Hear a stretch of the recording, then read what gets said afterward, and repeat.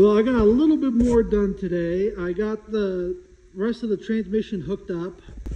I still need to go to the auto parts store and get a oil pan and filter. I believe I have one here, but I think it's for the 3-speed automatic transmission. I don't think it's the right bolt pattern, but either way, I still need to do the transmission filter before putting fluid in it.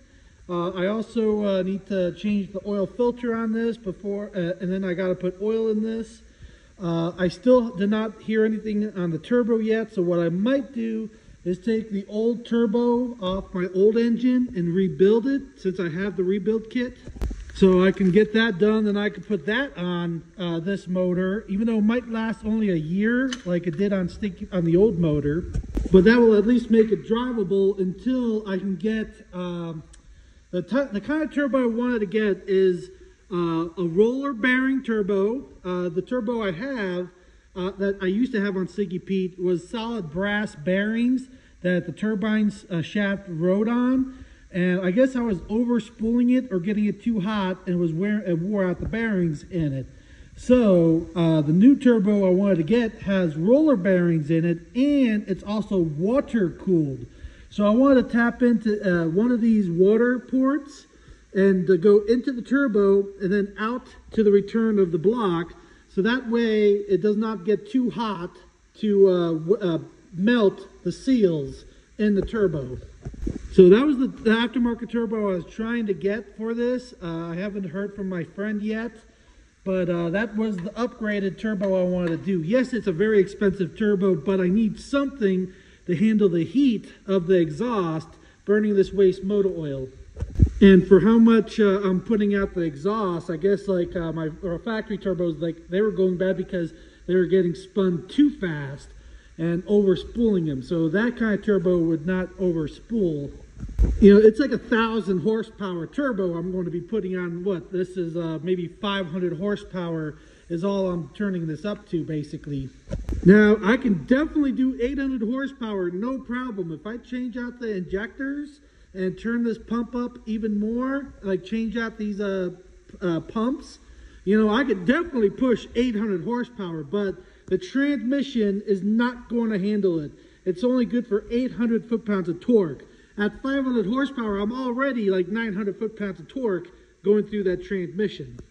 And the differential, I'm already going quadruple the torque is from the factory. So if I was pushing like 800 through it right now, which is quadruple, if I put this up to 800, that's like 1,200 foot-pounds of torque through the trans, and like same thing through the rear differential, and that's like, it just will not handle it, let alone the torque on the frame and motor mounts and stuff. I just don't think this truck will physically be able to handle 800 horsepower.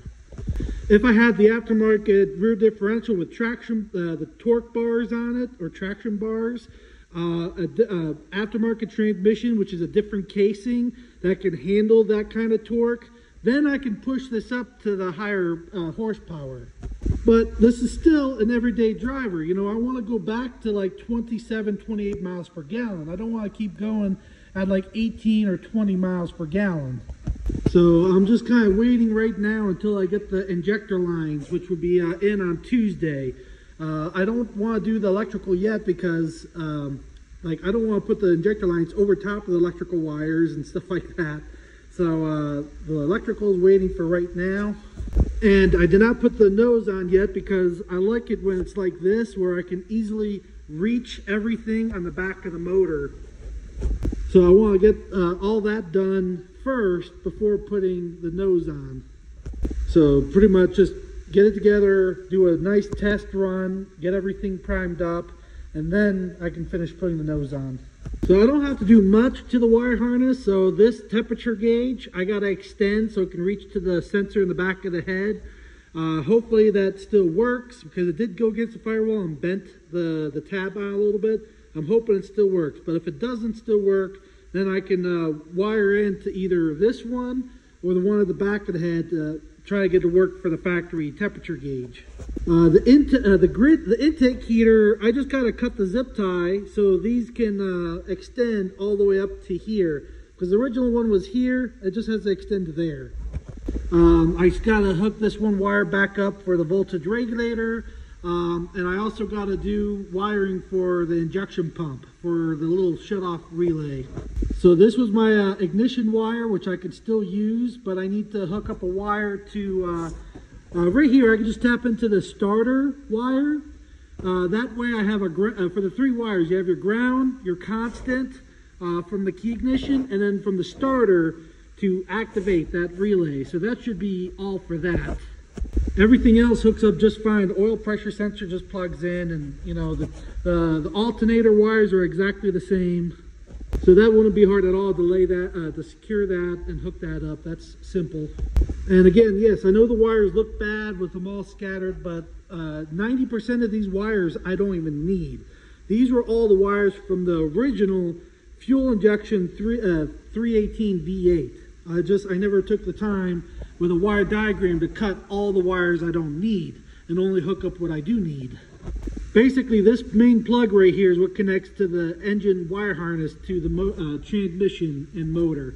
So there's stuff for the 4-wheel drive I don't need. There's also some wire, like all the wires for the injectors and spark plug wires, you know, like right there, all of them. I don't need any of those plugs.